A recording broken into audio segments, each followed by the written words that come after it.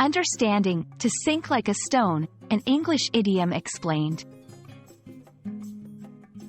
Hello, everyone. Today, we're diving deep into the world of English idioms, focusing on a particularly vivid expression, to sink like a stone.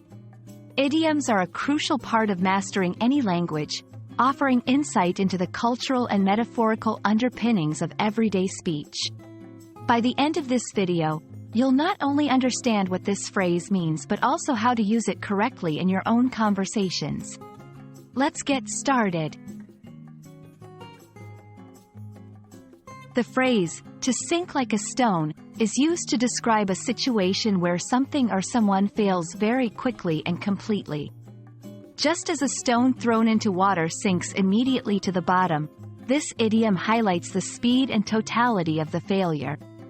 It's important to note that this expression can be used both literally, to describe an object sinking in water, and metaphorically, to describe any rapid and total failure. Understanding the origin of idioms can often help us appreciate their meaning more deeply. While the specific origin of to sink like a stone might not be attributed to a single source, it's grounded in the observable natural phenomenon of denser objects sinking in water. This idiom has been used for centuries in English literature and speech, reflecting the universal human experience of witnessing failure or downfall. To grasp how this idiom is used in context, let's look at some examples. 1. In business, after the scandal was exposed, the company's stock prices sank like a stone. 2. In relationships, when he forgot their anniversary for the third time, his chances of making it up to her sank like a stone. 3. In entertainment, the movie was so poorly received by critics that its box office earnings sank like a stone.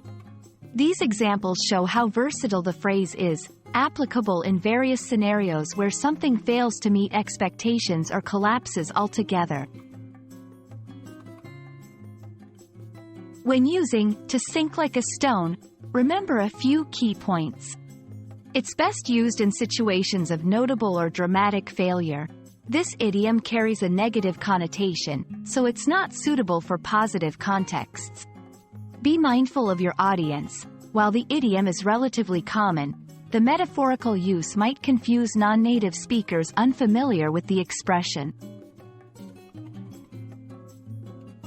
We hope this exploration of to sink like a stone has added a new dimension to your understanding of English idioms. Remember, idioms like this one enrich your speech, offering colorful ways to express complex ideas and emotions.